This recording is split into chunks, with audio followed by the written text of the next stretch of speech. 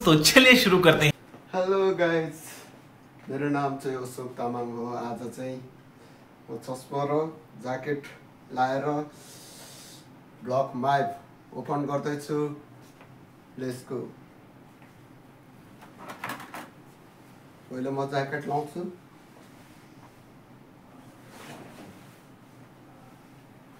कस्तो देखाछ गाइज। अनि आज म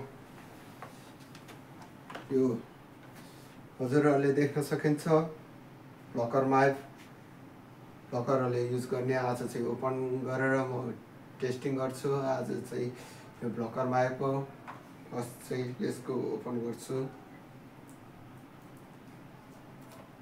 यसलाई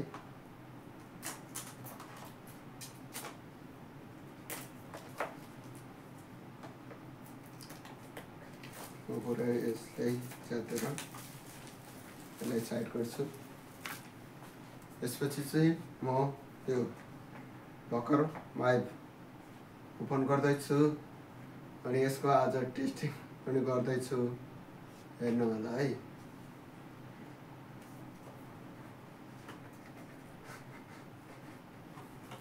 यो भित्र चाहिँ यस्तो हुन्छ।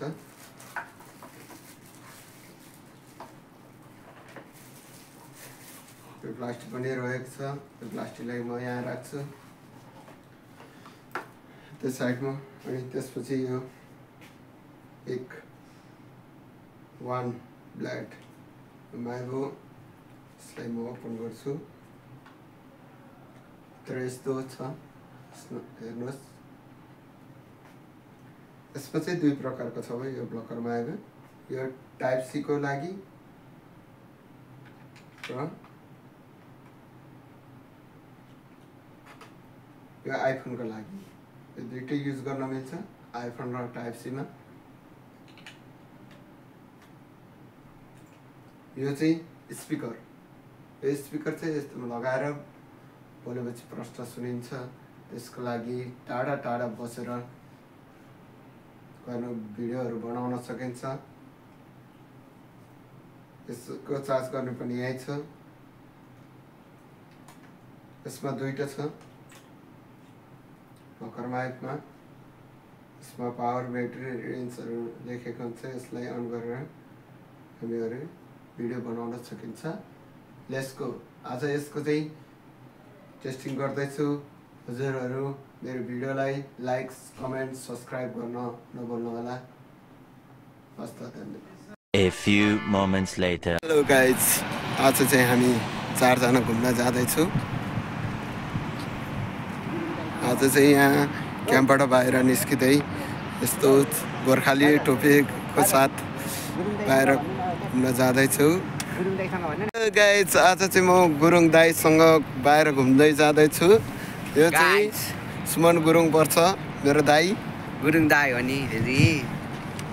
हामी 4 जना घुम्दै चल्देको ल। आज चाहिँ हामी चल्देको ल। भरेतिर भेटौँला बाटोमा ल। आज हामी 4 जना चाहिँ बाहिर घुम्दै जाँदैछौँ। अगाडिको हुनुहुन्छ श्याम दाई अनि उताको हरिहरमा हुनुहुन्छ चेत बहादुर तामाङ र यताको सेतोमा हुनुहुन्छ सुमन गुरुङ। आज चाहिँ हामी हिल सिटीबाट सिधै अगाडि गएर बाहिर रमाइलो गाडीमा हल्का सर्ट भिडियो बनाउन जाँदैछु। यस ब्लकर म्यापको हल्का टेस्टिङ गर्दैछु। त्यसको लागि उता आउँदैछु एउटा काले। Hello my friend, how are you? Good. What's your name? Gordon. What are you saying? What are you saying? What is he saying? Gordon. Yes. Have a nice day. Great. Outside. ल, एउटा काले साथीसँग आज चाहिँ natural holiday हो। त्यसैले दुबईको झन्डा super मार्केटको अगाडि लगाइरहेछ। आज चाहिँ हामी फाइनली बाहिर घुम्न जाँदैछु। गाइज, आज चाहिँ हामी लगभग फाइनली स्थितिमा पुग्दै जाँदैछु लोकेसनमा। आज चाहिँ थोरै भिडियो बनाउँदैछु। यहाँ हुनुहुन्छ सुमन गुरुङ दाई र अगाडि हुनुहुन्छ दुईजना साथीहरू। तिनीहरूको चाहिँ पछि भिडियो बनाउँछु। अहिलेको लागि चाहिँ हामी वेलकम टु माई थप ब्लग भन्ने जाने बेला थोरै भिडियो बनाउँदैछु। Let's go. A few moments later. Hello guys, आज चाहिँ हामी भर्खर मायाको टेस्टिङ गर्दैछु। बसमै हुनुहुन्छ गुरुङ दाई। और अभी तो रुको, क्लाइमैक्स अभी बाकी। सुमन गुरुङ दाई आज चाहिँ थोरै भिडियो बनाउँदैछु टेस्टिङको लागि। आज चाहिँ भाइ चाहिँ टाढा हुन्छ, यो भर्खर मायाबाट टाढाबाट भिडियो सुट गरेर हल्का भिडियो बनाउँदैछु। Let's go. भयो जम जम जम लाग्दिउँ आज यसो घुम्दै घुम्दै है घुम्दै रम्बल घारीतिर आइदिएको आज। यहाँनिर एकजना बुढो बाजे चाहिँ एकजना बल्ल बस्दै खेलाउँदै बस्दै यसो बाजे के गर्दै हुनुहुन्छ बाजे? के गर्ने चाहिँ अब जिन्दगी खेलै बल्ल हो। अनि तपाईँको नाम भन्नुहोस्? मेरो नाम चाहिँ श्याम नारायण हो। अनि कति वर्ष भयो? भयो मेरो 3 वर्ष जस्तो। यस्तै जिन्दगी के भन्नु। नाम के हो तपाईँको? म श्याम नारायण। घर कहाँ हो त हजुर? पर्दैन कुमरखत सुनसरी है। अनि यहाँ के को सिलसिलामा आउनुभयो? अब यहाँको सिलसिला अलिकति यस्तै हो, त्यस्तो साह्रो गर्नु भनेर आएको हो, के गर्नु भएन। हजुर, कति भयो तपाईँ चाहिँ यहाँ आउनु? यस्तै आएको 3 वर्ष जस्तो भयो। 3 वर्ष। यस्तै गर्दैछौँ। कुन कम्पनीमा काम गर्नुहुन्छ त? हामी इजारा कम्पनी। इजारा हो। अनि कमाइहरू राम्रै होला नि त है? हुँदैछ कमाइहरू यतिको भएकै हो नि। जे जस्तो गरे गरिहालिन्छ के गर्नु। त्यस्तै हो। अनि यो कम्पनीमा कति वर्ष भयो त काम गर्दै आएको? 3 वर्ष जस्तो हो। अब गर्दैछु, अब घर जाने बेला हुँदैछ। ल ठिक छ। अनि यो कम्पनीको स्यालेरी कति छ? यो स्यालेरी आफ्नो जीवन निर्वाह गर्नलाई पुग्छ कि पुग्दैन? पुग्छ।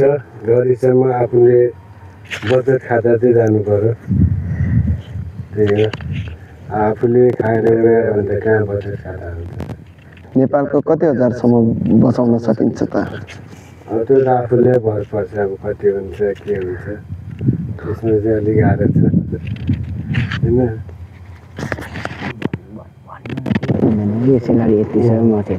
अनि तपाईँको दुबईमा स्यालेरी कति छ? नेपालको कति हजार हुन्छ? कति हजारसम्म बचाउन सकिन्छ? नेपालको चाहिँ 22-23 हजारसम्म बचाउन सकिन्छ। दुबईको स्यालेरी भने 600-700सम्म जान्छ। ल भनेपछि त निकै नै दुःख छ है बाजे? दुःख छ यहाँ, दुःख छ, गाह्रो छ। गाह्रो छ। त्यही भएर केटा हो, नेपालबाट आउनेहरू चाहिँ अलिक बुझेर आए राम्रो हुन्छ केटा हो है। अनि नेपालबाट विदेश आउँदाखेरि के बुझेर के सन्देश दिन चाहनुहुन्छ त नेपालीहरूलाई? अब कस्तो काममा आउनुपर्छ, कसरी बुझेर आउनुपर्छ? सबभन्दा उसमा जाँदा चाहिँ नेपालीहरूले पढाइ जस्तो काम सिकेर चाहिँ आउनुपर्छ दुबई। नभए यसमा गाह्रो छ यो दुबईको जिन्दगी। यो हाउसकिपिङ, लेबर, त्यसमा अलिक काम गर्नलाई चाहिँ धेरै गाह्रो छ। अब कुनै सिप सिक्यो भने चाहिँ सेलरी पनि धेरै हुन्छ। कुनै केही गर भने चाहिँ अलिकति सिक्नु न काम कुरो भनेको। सिपै भएन भने त के गर्नु?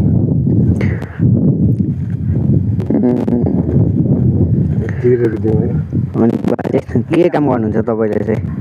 म त हाउसकिपिङ भने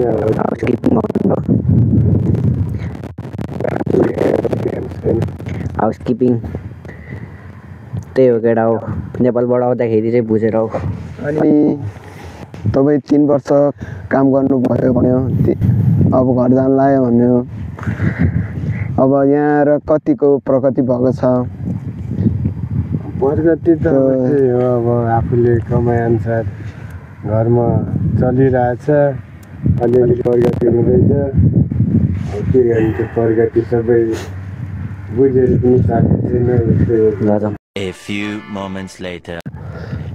हाम्रो बाजेले चाहिँ केही सन्देश दिनुभयो नेपालीहरू विदेश आउँदाखेरि चाहिँ केही सिप भएपछि मात्रै विदेश आउँदा सजिलो हुन्छ काम गर्नलाई सजिलो हुन्छ हाउसकिपिङमा आयो भने चाहिँ धेरै स्यालेरी आउँदैन जब नेपालको 20,000 आउँछ 20,000ले हामीले नेपालमै बसेर काम गर्न गऱ्यो भने 20,000 त नेपालमै कमाउँछ विदेश आएर केही फाइदा छैन तैपनि हामी अब हाउसकिपिङमा भयो नि दाइले थोरै मेहनत गरेर कमाउनु भएको छ अब दाइलाई धन्यवाद भन्नु छ सिकेर जस्तो नेपालीहरू आउनु चाहनुहुन्छ भने सिप सिकेर आउनु होला भन्नु म चाहन्छु तपाईँले धेरै धन्यवाद तपाईँले धेरै धेरै धन्यवाद सन्देश दिनुभयो होइन thank you thank you so much दाइलाई वेलकम ल जतिलाई भएको चाहिँ थोरै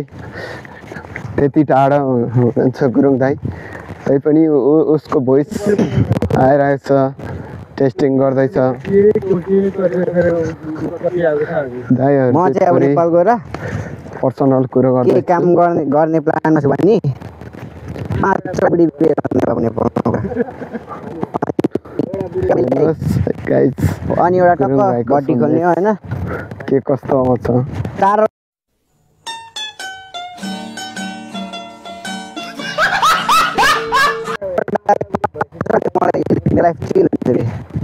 बुढो बुढीहरूले काम गरिहाल्छ होइन बुढीले म टक्क सेकअप बनाउने एउटा बुढीले जाँड खान्छ एउटा बुढीले रक्सी एउटाले टक्क भुट्ने मासुहरू होइन आइटम बनाउनु पऱ्यो नि त फेरि बुढो सेकअप चल्दैन नि त दामी एउटा रुमको डल्लै